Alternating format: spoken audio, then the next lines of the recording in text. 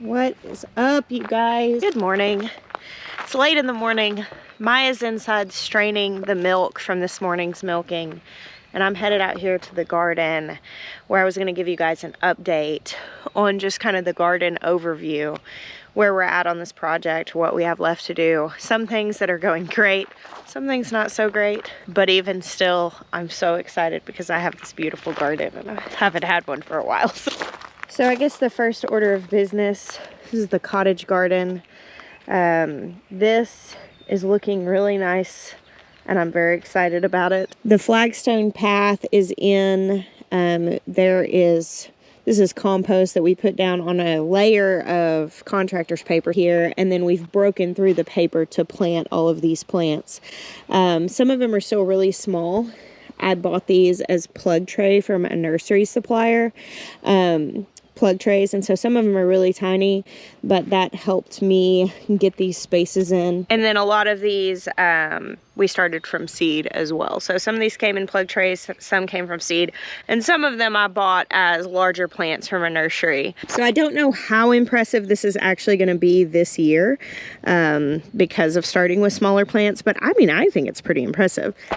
So you can see here I've got the thyme. I did creeping thyme in between all of these rows, and I took these plants and just broke them up into little bits.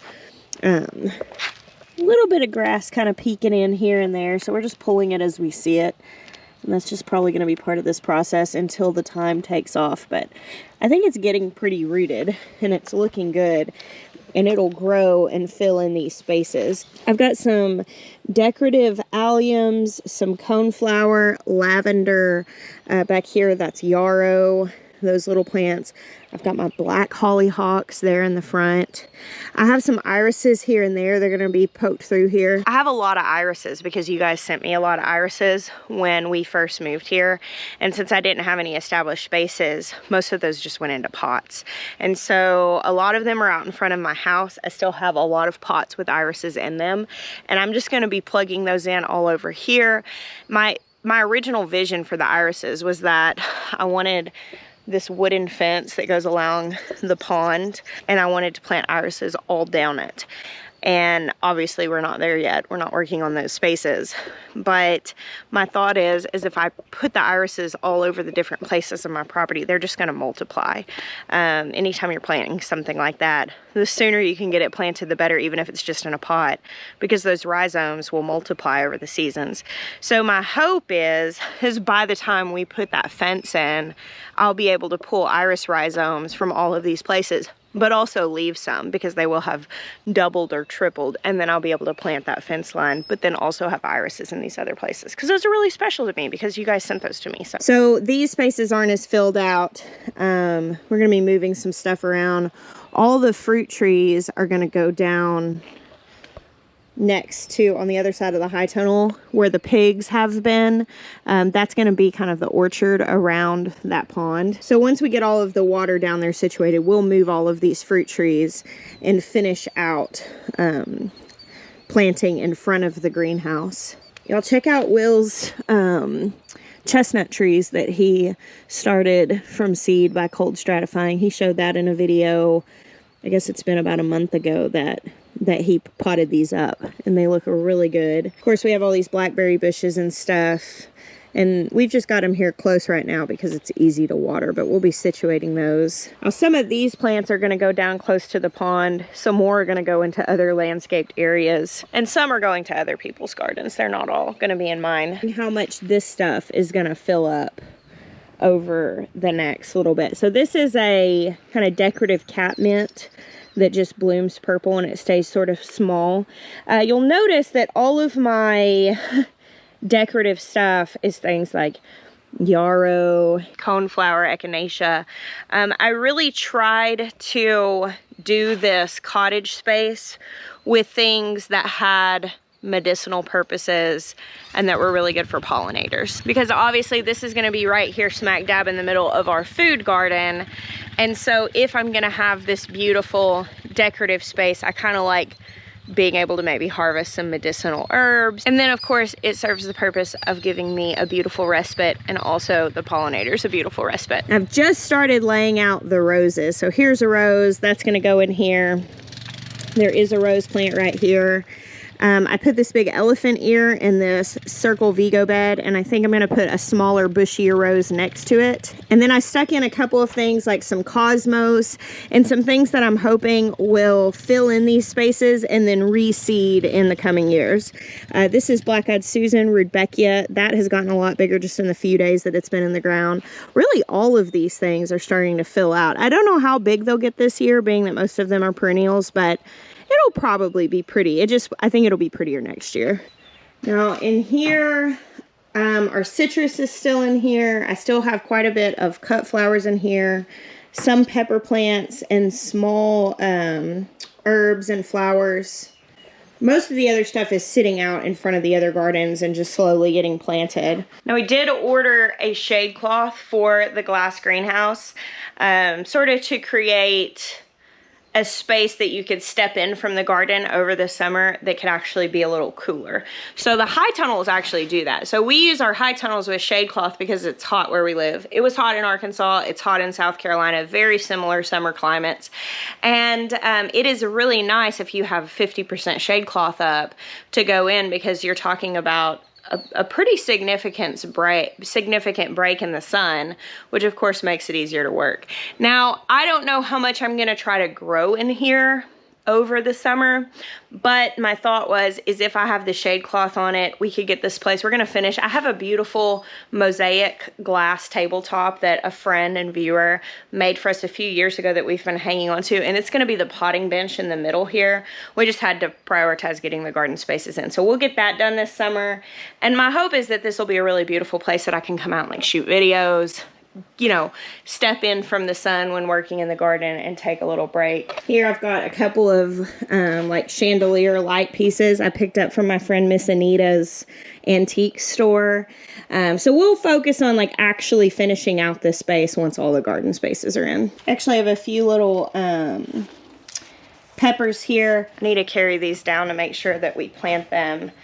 I'll forget things sometimes, unfortunately. If I don't have it right in front of me, I will fail to get it in the ground. And I have a few things here I want to make sure I get in the ground. So we did this really neat little event this last weekend. I didn't take a lick of video of it because I was in hostess with the mostest mode.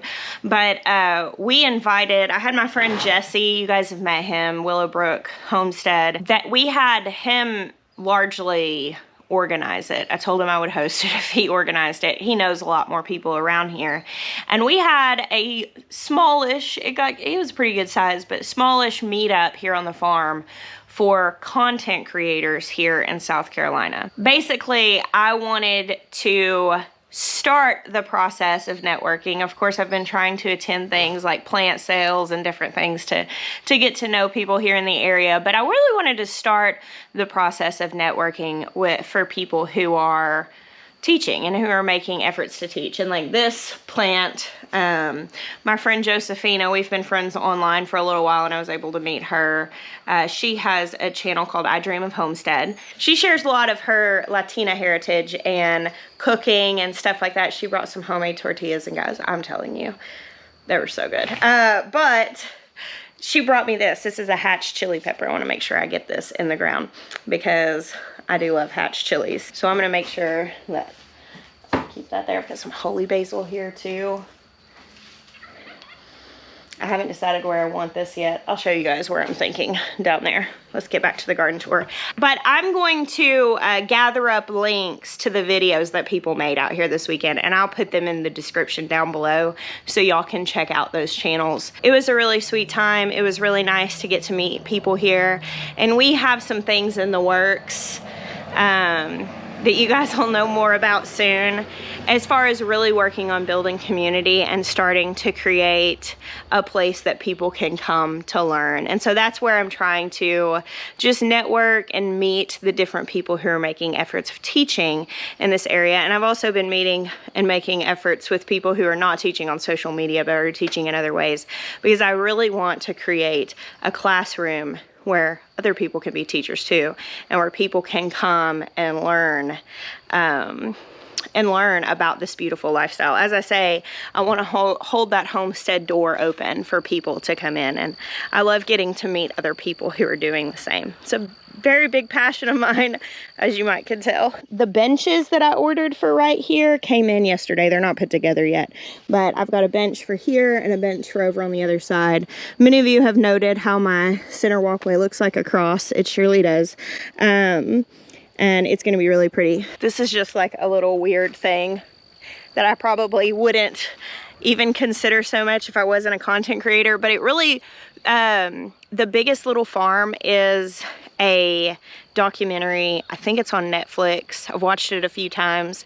I love it. If you've not watched that show, they're getting ready to come out with another one, and it really inspired me. And they had all of these beautiful aerial shots of their farm, and I've actually been considering, when laying out my farm, what it's going to look like from aerial shots. Maybe it'll motivate me to actually get our drone out and show you guys what it looks like. All right, so here in the front, this is the asparagus bed. So of course we just planted this year, and asparagus comes up looking like asparagus, like what you see at the store, which I don't see any. These are all getting kind of bigger, but then it turns into these really ferny looking plants that you eventually seed, and you leave them alone for the first few years. So we planted these this year. This is purple passion asparagus. I've got this bed, and then I've got another one down there that's full of the same. And I actually had a few people comment about maybe that this might not be the best thing here in front of the cottage garden because asparagus is so unruly. It might not necessarily be the most ornamental plant once it's at the stage where it's big, and it'll be like a few feet tall and like super ferny and wild. But it turns out I really love unruly. That's kind of like something I like. So, which the eventual plan is, of course, we'll have this really beautiful full cottage garden directly in front of the greenhouse, and then around the greenhouse we're gonna have this will be a planter box, so like a raised bed, because I think that'll just be a little easier to manage, to make sure no weeds are growing up between anything. So we'll have this raised bed around here.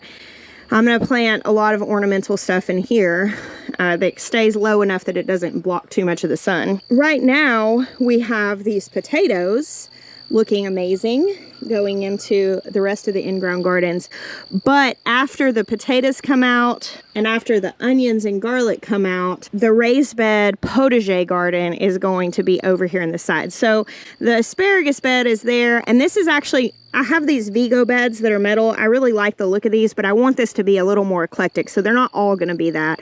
We're going to build a lot of these with cedar and metal, like at our old farm, just that style of bed that Jeremiah made, as well as maybe some other like neat eclectic planters that I can find. I really want this to be a very artistic garden space where we're going to grow food, where we're going to grow a sanctuary for the pollinators, where it's just like a place that I really love to be, because I need that. That is important to me. So the potatoes are looking really, really good.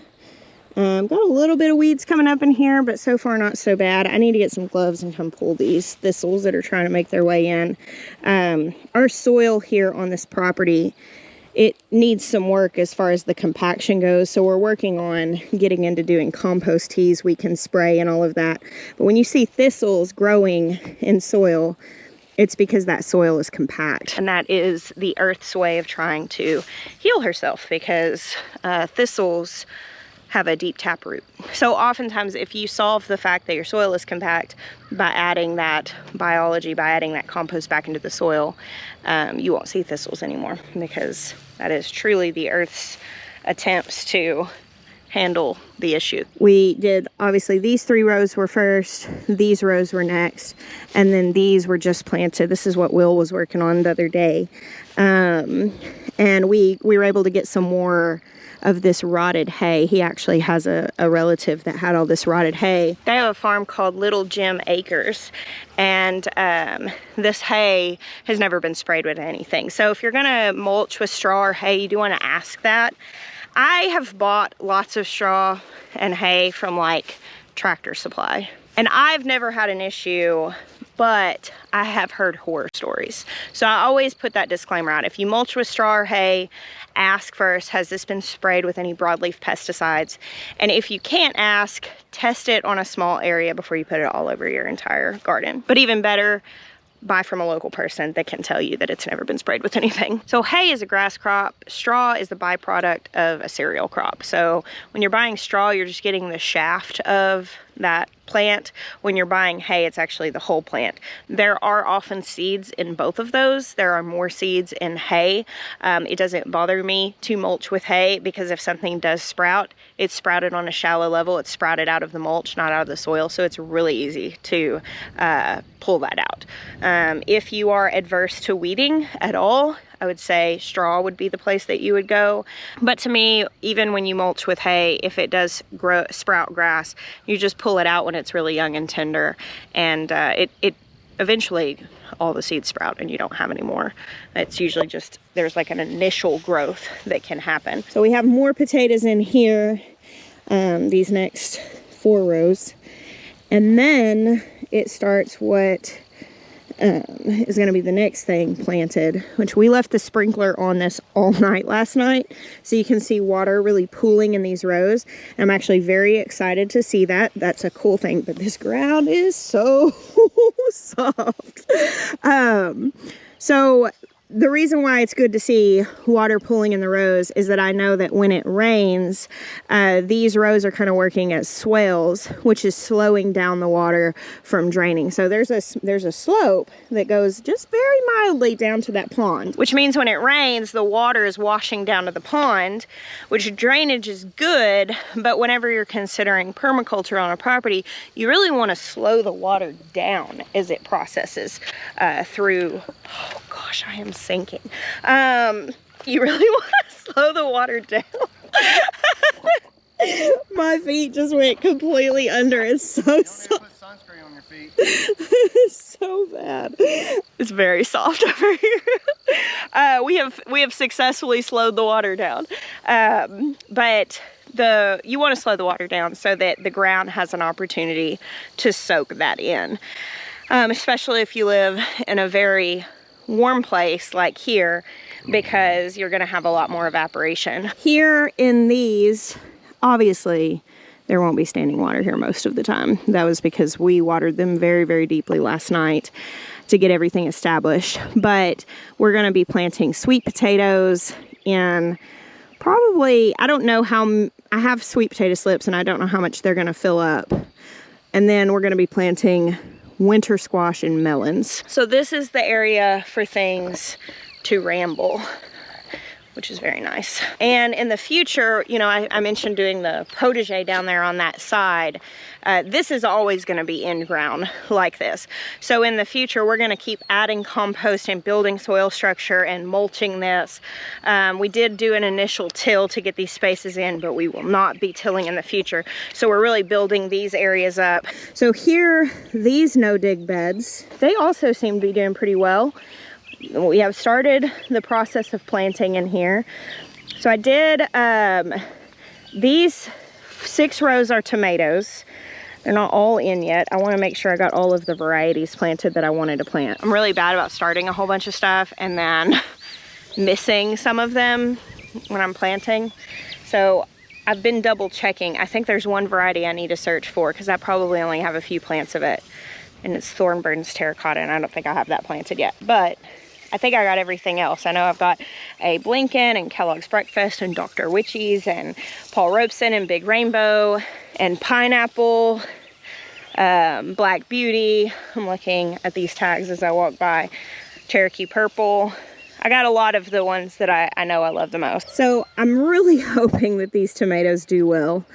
I've noticed a couple of them are looking just a touch puny, but I think it's just the transplant shock. A lot of them, these were planted first, and they're looking pretty good. So I think if some of them are having maybe a tad bit of transplant shock, I think that they will recover. So I've got tomatoes, and then next to them, these beds are 4 feet wide.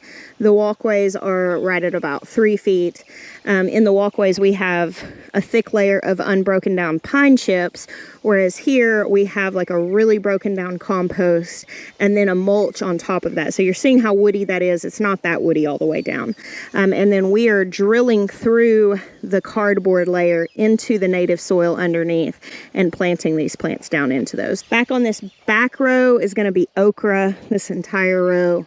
So I have okra, tomatoes, peppers. I've been kind of interspersing herbs and flowers, just sharing the beds with these. These 2 beds are cherry tomatoes. The others are bigger tomatoes. And here's all my other tomato starts. So I got to go through those. And I'm still going to be planting some in the high tunnel. In the middle here, I'm thinking I'm probably going to do some bush beans and some summer squash. We did put these arch trellises up, and I've only got 5 of them in here, and I'm probably not going to put any more up in the ground. Once I do the potager down there with the raised beds, I'll have more arch trellises down there. But for this year, for this season, I should say, I think we're going to try to do that potager garden through the summer and into the fall, once those potatoes and onions are done. But for this season, 5 arch trellises. It does make it feel like my farm. And I'm gonna do cucumbers, maybe some Kajari melons, and tromboncito squash. And then sharing the beds here, we're putting in like more of the started peppers and eggplants, more flowers and herbs, beans, some snap peas, just all through here. So Maya is going to pick up the cedar that we're doing the raised bed around the greenhouse. And we're also doing some shallow beds in here that we're going to lay out the same footprint as the beds in the other greenhouse. Those are no dig in the ground. These are going to be just like a shallow 8-inch raised bed. And this is going to be more of a perennial style of greenhouse. So this is where our citrus is going to be. I'm probably going to put some artichokes in here and some different things. So this is actually not as high on the priority list as the other things, because everything that's going in here is fine being in pots for a little while longer. So the cedar that Maya is going to pick up, we actually found a man who's local that does milling. So if you're buying a lot of lumber to build like garden beds or anything, there are some like regulations if you're building a house that your lumber has to be stamped, and it's different state by state. But for building stuff like this, barns and trim work and garden beds, talk to a local mill or just an individual, if you can find an individual that does milling, because a lot of times you can save a lot of money. So on our garden beds in Arkansas, we used the first cuts of cedar from a local mill, which you could buy like a trailer load for a couple $100s. And now we are actually having whole trees milled, but we were able to save a lot of money by buying directly from someone who does the milling. So he's going to pick that lumber up this week, and that's what the raised beds are going to be made of, as well as some other things, like we're going to be putting in a smokehouse and different things. And it was cheaper for us to buy all that lumber versus like going to the Home Depot and just buying lumber there. It would have cost a lot more to do it that way. So here is the annual high tunnel. Again, this is partially planted. We've been running the sprinkler in here, just working on breaking down that cardboard. We did drill through the cardboard to put the tomatoes in, the things with the deeper roots. But whenever this is holding moisture really well, so that cardboard is starting to get soft underneath there. Again, tomatoes, they're going to be sharing the bed with some low growing thing. And I'm probably going to do maybe like 5 beds of tomatoes in here. 1, 2, 3, 4, 5. These are 8 feet. And then I'll probably do some other things up here in the front. So my experience with growing under high tunnel with shade cloth is that things grow longer when you live in a really hot and humid place. So I do want to plant some cucumbers in here and things that tend to get bitter out in the sun as the summer really heats up, and maybe extend the season on those. And with the tomatoes, they tend to not get blight as much if you're watering them from the base. And a high tunnel, they're protected from the sun, so they set flowers later, because tomatoes stop setting flowers at about 90 degrees Fahrenheit, 32 Celsius. You can kind of extend the season, but I will say, I think tomatoes that are grown out in the sunshine taste better because those sugars get more concentrated rather than in here where they're kind of protected. I've also noticed, like last year, year before that, I grew the like Black Beauty tomatoes, the ones with the anthocyanins in them that get really purple. And in the high tunnel with the shade cloth, they didn't get purple at all. They were red, maybe the slightest darkening to them. So those I put out in the sun. So that's why I've got some out in the sun and some in here. Is like here I'll have tomatoes longer, but out there I'll have tomatoes that taste better. So I want both. And what I typically end up doing is the tomatoes grown in the high tunnel in the past, that's what I use for canning, for sauce, for things I'm gonna be adding like other flavors into. Whereas for like tomato sandwiches and eating raw and fresh salads and stuff like that, that's where I'm using the tomatoes I grew outside. So this is plugging along. So I've probably got about 25 or so more tomato plants to put in the ground. But yeah, look at this. Look at all these gardens that I have. Isn't it glorious? I'm trying to take a lot of pictures. I really wanted to make this video. I guess technically this is the unofficial first garden tour because I'm walking you guys through it, but it's more like a progress update. But I guess that's kind of what garden tours actually are. We are gonna come up here and talk about the onions and garlic too, because I miss those. Oh, and one more thing. So right here in front of the potato and sweet potato beds, there's this section that's unplanted. My friend Sunflower Steve sent me a bag of his beautiful legacy sunflowers that he developed over the course of the last couple of decades. Of course, he did his big sale, saved his camp that he's been working on. I shared that story with him on, we did a video when he was here a few months ago, and the sales passed, but I have some of those seeds. So I've got a space that I'm putting Sunflower Steve sunflowers right there, front and center, and it's gonna be really beautiful. All right, let's talk about these onions and garlic. So this hasn't exactly gone fantastic, which, you know, sometimes it does go that way. I planted these onions. So we had this cold snap here in South Carolina. It was 20 Fahrenheit, -6 Celsius. And, you know, I have grown onions through the winter in Arkansas. The summer, or the winter before we moved here, it got down just significantly colder than that, like 25 degrees colder than that. And my onions didn't die. But when it got to be 20 here, they did all die back. Now they didn't completely die, they grew back, but the tops died back. And I think because it had been very warm here leading up to that cold snap, and in Arkansas it had just been very, very cold, and then got really cold, well below freezing and even below zero. I think that with that being the case, they were just acclimated there, and so they handled the cold better. They did not die back. Whereas here, 120-degree night killed all the tops of the onions. And when they came back, they've just been steadily trying to go to seed, which is not great. So you can see here in these onion beds, they're bulbing a little bit, like they're fairly small, but there are bulbs. You can kind of tell that.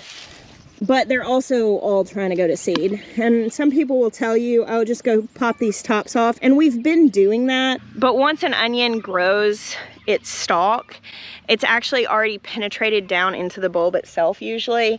And so you could still get an onion, but they're not gonna store very well. So I'm letting these all grow until they're really dying back on top. Usually once the tops start browning and falling over, usually once they start trying to go to seed, they're not gonna bulb up a whole lot more, but I'm just letting them go.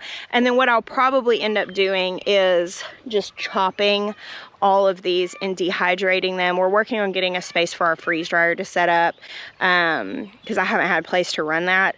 And we're gonna work on like freeze drying these, which will be useful, but it's not as nice as having braids of fresh onions stored. And I just don't think that they're gonna do that. I think that they got too set back by that freeze. Now the garlic seems to be doing fine. I've pulled out a few of these here and there just to see where we're at on it, and it'll probably go for a little while longer. So normally I would plant these in like December here where I am. I would probably plant these in December and harvest in like June. I planted them a little late and they froze, they got knocked back. So I'm just kind of waiting to see. I don't think it'll be a total loss, but it just wasn't ideal. It's okay. But once these are all harvested, we'll probably start working on this side of the raised bed potager garden first. And then once we get this in, it should be about time to harvest those potatoes, which will be staggered through the summer because we succession sowed them, so we don't have to harvest them all at once. They won't all be ready at once. And then we will just mirror what we built here over on the other side. It'll be like the mirror opposite. You know, we grew a lot of food here. Maybe even not ideal, wasn't a total loss. Now on the other side here of where the raised bed garden will be, oh, hello bear. I'm going to do kind of a section on either side of this driveway that goes back to the barn. It's going to be cut flowers because eventually when I have a coffee shop in town and all of that, I'd like to be able to have cut flowers on the table and for people to be able to come in and know that those grew on my farm. And then on the other side of this, on this downward slope, this is all going to be berry bushes and all of that. Of course, we have all of those there in pots, but this is not a priority. Anything that's fine in its pot is not a priority. So that's why I like the citrus going into the high tunnel and the berries and all that stuff. That's kind of like the next phase. We're working on phase 1, which is the stuff we need to get into harvest this year. Carrying around these onion tops. Throw those over here. Thank you guys for hanging out with me today, for checking out my little garden progress tour, unofficial garden tour. Normally, I like to get up early and shoot those garden tours when it's nice and quiet and I can wear a dress. Oh, the things that we make tradition out of. Thank you guys for hanging out with me and for loving the garden like I do. I bless you. Until next time.